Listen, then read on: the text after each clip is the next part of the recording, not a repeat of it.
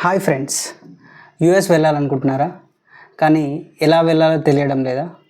So మీకు యూఎస్కి ఎలా వెళ్ళాలనేటువంటి అన్ని వివరాలు ఈ వీడియోలో మీకు ఇవ్వడం జరుగుతుంది. దయచేసి స్కిప్ చేయకుండా వీడియో మొత్తం చూడండి. మీరు యూఎస్ వెళ్ళడానికి ఈ వీడియో మీకు చాలా సహకరిస్తుందని నేను నమ్ముతున్నాను. మీరు యూఎస్ వెళ్ళాలనుకున్నప్పుడు ముందుగా ఏం చేయాలంటే, మీ దగ్గరలో ఉన్న ఏదో ఒక అబ్రాడ్ కన్సల్టెన్సీని సంప్రదించాల్సి ఉంటుంది.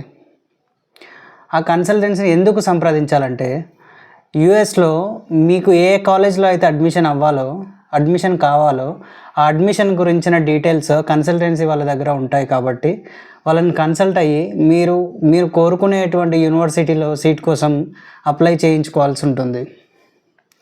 సో మీరు యూనివర్సిటీ అప్లై చేసే కంటే ముందు మీరు కొన్ని ఎగ్జామ్స్ ప్రిపేర్ అవ్వాల్సి వస్తుంది. లైక్ జిఆర్ఈ, ఐఎల్స్, టోఫెల్ ఇట్లాంటి. అంటే మేజర్గా యూఎస్కి వచ్చేసి మనం జిఆర్ఈ అండ్ డ్యూలింగో ఎగ్జామ్స్ని మాత్రమే వాళ్ళు కన్సిడర్ చేస్తారు. ఓకే, సో ఈ రెండిట్లో ఏదో ఒకటి కంపల్సరీగా మీరు రాయాల్సి వస్తుంది.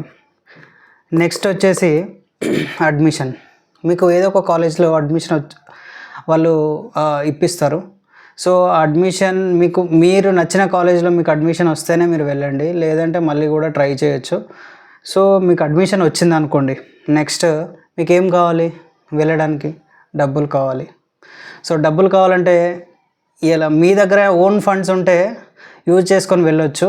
అలాగే డబ్బులు లేని వాళ్ళు ఎలా వెళ్ళాలి? డబ్బులు లేని వాళ్ళు జనరల్గా ఏం చేస్తారంటే లోన్ కోసం వెళ్తారు. సో ఈ లోన్కి ఎలా వెళ్ళాలనేటువంటి విషయాన్ని మనం క్లియర్గా ఇక్కడ డిస్కస్ చేద్దాం.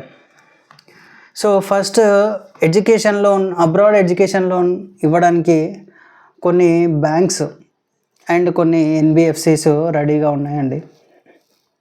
మేజర్గా బ్యాంక్స్కి వెళ్తే చాలామందికి ఇన్కమ్ అనేది సరిపోదు. అంటే బ్యాంక్ వాళ్ళు ఏం చూస్తారంటే, ఈ పర్సన్కి నేను లోన్ ఇస్తే దాన్ని ఎలా రీపే చేస్తాడు, ఇతనికి రీపే చేయగలిగేంత బ్యాక్గ్రౌండ్ ఉందా లేదా అనేది బ్యాంక్స్ చెక్ చేస్తాయి మేజర్గా. సో అలాగే ఎన్బిఎఫ్సిస్ ఉంటాయి.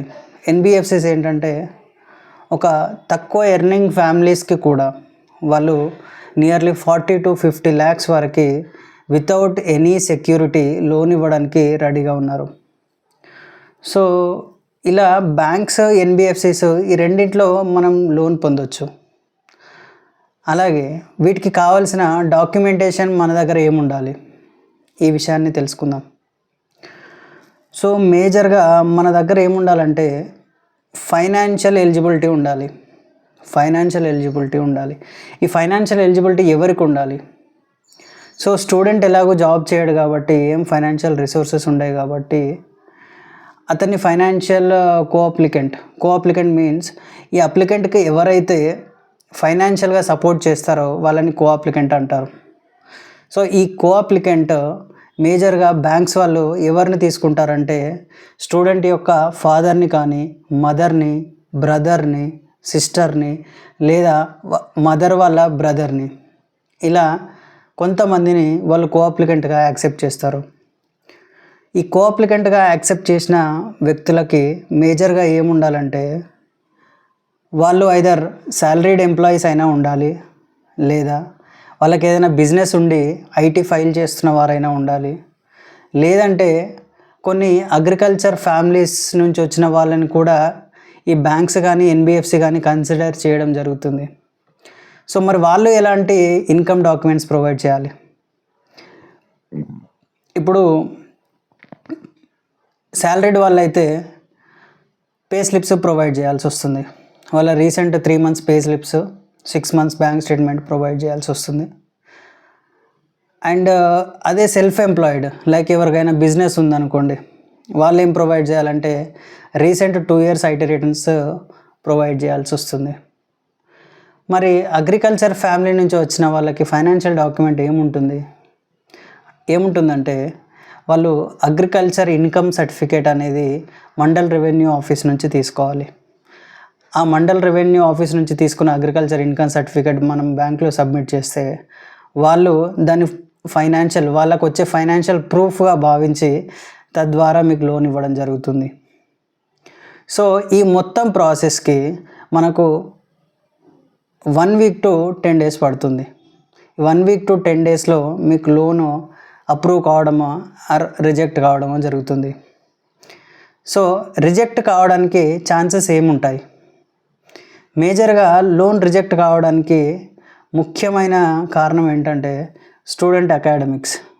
ఎవరికైతే 60+%, 70+% ఇన్ ఆల్ అకాడమిక్స్లో, అంటే 10th క్లాస్లో, ఇంటర్లో, బీటెక్లో ఎవరికైతే 60 to 70% మ్యాక్సిమం స్కోరింగ్ ఉంటుందో వాళ్ళకి లోన్ రిజెక్ట్ అయ్యే ఛాన్సెస్ చాలా తక్కువ ఉంటాయి. అండ్ లోన్ రిజెక్ట్ కావడానికి మరో ఛాన్స్ ఏంటంటే సిబిల్. ఎవరి సిబిల్ అయితే రీసెంట్గా డిఫాల్ట్స్ ఉంటాయో, అంటే వాళ్ళకు ఈ మధ్యలో ఏమైనా ఈఎంఐస్ కట్టకపోవడం లాంటివి జరుగుతుందో అలాంటి కేసెస్, వాళ్ళకి ఆల్రెడీ ఎగ్జిస్టింగ్ ఉన్న లోన్స్లో ఈఎంఐస్ ఏమైనా పెండింగ్ ఉంటే అలాంటి కేసెస్ డెఫినెట్గా అవి రిజెక్ట్ అయ్యే ఛాన్సెస్ ఉంటాయి. మూడవది ఏంటంటే ఇన్కమ్ ఎలిజిబిలిటీ. ఈ ఇన్కమ్ ఎలిజిబిలిటీ ఏంటంటే సపోజ్ ఒక వ్యక్తికి 40 లక్షల లోన్ కావాలి, కానీ అతని శాలరీ, వాళ్ళ ఫాదర్ శాలరీ 20,000 ఉంది. సో అలాంటప్పుడు ఇన్కమ్ క్రైటీరియాలో ఆ లోన్ రిజెక్ట్ కావడం జరుగుతుంది. So these are the chances for rejection of loan. So loan sanction కావడానికి మన దగ్గర ఉండాల్సిన కారణాలు ఏంటి, ఉండాల్సిన ఎలిజిబిలిటీస్ ఏంటి తెలుసుకుందాం. మేజర్గా లోన్ మనకు కంపల్సరీ శాంక్షన్ కావాలంటే మీ ఫాదర్ది ఆర్ మదర్, మీకు కో అప్లికెంట్ ఎవరైతే ఉంటారో వాళ్ళ సిబిల్ ఖచ్చితంగా బాగుండాలి, అది మొదటిది. రెండోది ఏంటంటే స్టూడెంట్ సిబిల్. ఈయన స్టూడెంట్ ఎవరైతే ఉంటారో ఆయన చిన్న చిన్న లోన్ యాప్స్లో లోన్స్ తీసుకోకుండా ఉంటే అతని సిబిల్ ఖచ్చితంగా బాగుంటుంది. సో అలా బాగున్న వ్యక్తికి కంపల్సరీ లోన్ వస్తుంది. సో లోన్ రావడానికి స్టూడెంట్ మరియు వాళ్ళ కో అప్లికెంట్ సిబిల్ ఎవరైతే ఉంటారో వాళ్ళది ఖచ్చితంగా బాగుండాలి. ఇంకోటి ఏంటంటే ఎవరైతే మెరిట్ స్టూడెంట్ ఉంటారో, ఎవరైతే 90% స్కోర్ ఉంటుందో వాళ్ళకి మ్యాక్సిమం ఛాన్సెస్ లోన్ అప్రూవ్ అవడానికే ఉంటాయి. ఇంకోటి ఏంటంటే కాలేజ్ సెలెక్షన్ కూడా ఈ ప్రాసెస్లో ఇంపార్టెంటే. ఎవరిదైతే మంచి కాలేజ్, అంటే టాప్ కాలేజెస్ లిస్ట్లో ఉన్న కాలేజ్లో అడ్మిషన్ వస్తే కనుక వాళ్ళకి లోన్ రిజెక్షన్ అవ్వడానికి ఛాన్సెస్ లేవు. ఆ కాలేజ్ని బట్టి కూడా లోన్ అప్రూవ్ చేయడం జరుగుతుంది. సో ఇలా వాళ్ళు లోన్ ప్రాసెస్ని ఇలా వాళ్ళ ప్రొఫైల్ని ఇలా ఎస్టిమేట్ చేస్తూ ఉంటారు, అనలైజ్ చేస్తూ ఉంటారు. ఎవరు? క్రెడిట్ వాళ్ళు. బ్యాంక్లో క్రెడిట్ టీమ్ అని ఒకటి ఉంటుంది, వాళ్ళే మనకు లోన్ అప్రూవ్ కానీ రిజెక్ట్ కానీ చేస్తూ ఉంటారు. అలాగే ఈ లోన్లో 2 టైప్స్ ఉంటాయి. ఒకటి ఏంటంటే non collateral loan and collateral loan. So non collateral loan అంటే ఏంటంటే మీ దగ్గర ఎలాంటి గ్యారంటీ తీసుకోకుండా లోన్ ఇవ్వడం. అంటే లైక్ సపోజ్ మీకు ఒక ప్రాపర్టీ ఉందనుకోండి, మీ ప్రాపర్టీని బ్యాంక్ వాళ్ళు అడుగుతారు. సో మీకు ఈ లోన్ ఇవ్వాలంటే ఆ ప్రాపర్టీ ఇవ్వాలంటారు, దాన్ని కొలాటరల్ లోన్ అంటారు.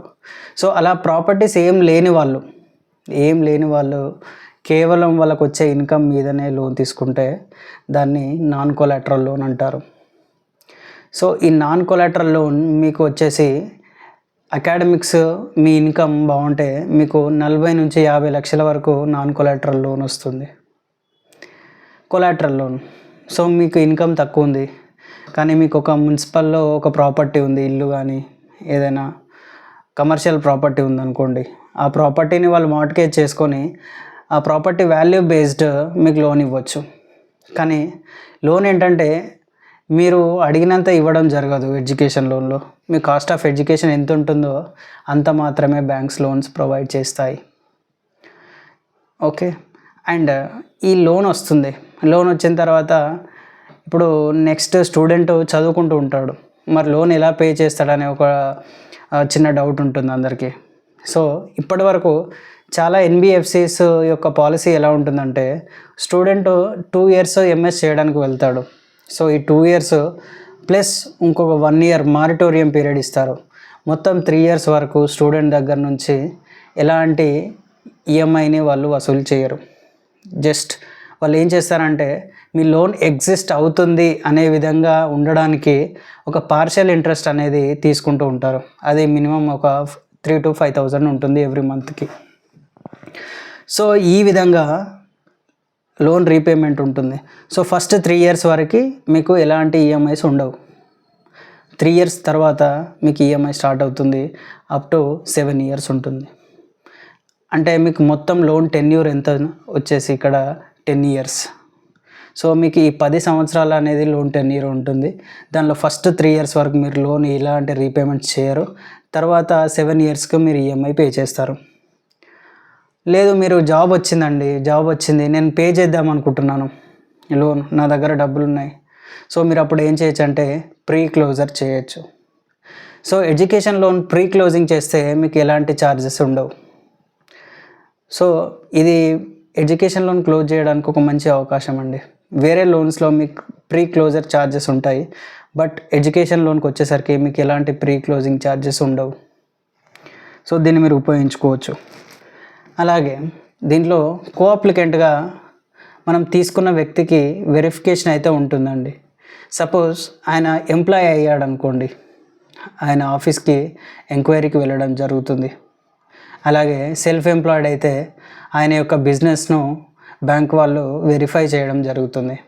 సో ఈ వెరిఫికేషన్లో ఖచ్చితంగా అతనికి బిజినెస్ ఎగ్జిస్టింగ్ ఉండాలి, లేదంటే లోన్ రిజెక్ట్ అయ్యే ఛాన్సెస్ ఉంటాయి.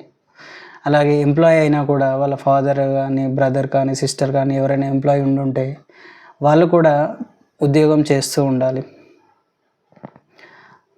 ఈ ఇద్దరికి మాత్రమే బ్యాక్గ్రౌండ్ వెరిఫికేషన్ ఉంటుంది. లక్కీగా అగ్రికల్చర్ ఫార్మర్కి ఎలాంటి వెరిఫికేషన్ అయితే ఉండదు. So agriculture income certificate provide చేస్తాడు, గవర్నమెంట్ ఆర్గనైజేషన్ ఇస్తుంది కాబట్టి వాళ్ళకి ఎలాంటి బ్యాక్గ్రౌండ్ చెక్ అయితే ఉండదు. సో ఈ విధంగా కోఅప్లికెంట్కి వెరిఫికేషన్ అయితే ఉంటుంది. నెక్స్ట్ ఇలా ఈ ప్రాసెస్ అంతా కూడా ఒక 10 రోజుల్లో కంప్లీట్ అయిపోతుందండి. 10 రోజుల్లో మీకు శాంక్షన్ వస్తుంది. ఈ శాంక్షన్ వచ్చిన తర్వాత మీరు ఈ శాంక్షన్ లెటర్ని తీసుకొని వీసా ఇంటర్వ్యూకి వెళ్ళాలి. వీసా ఇంటర్వ్యూలో మీరు కరెక్ట్గా ఇంటర్వ్యూ పాస్ అయితే మీకు వీసా అప్రూవ్ అవుతుంది. తద్వారా మీరు అమెరికాకి వెళ్ళిపోవచ్చు. Thank you.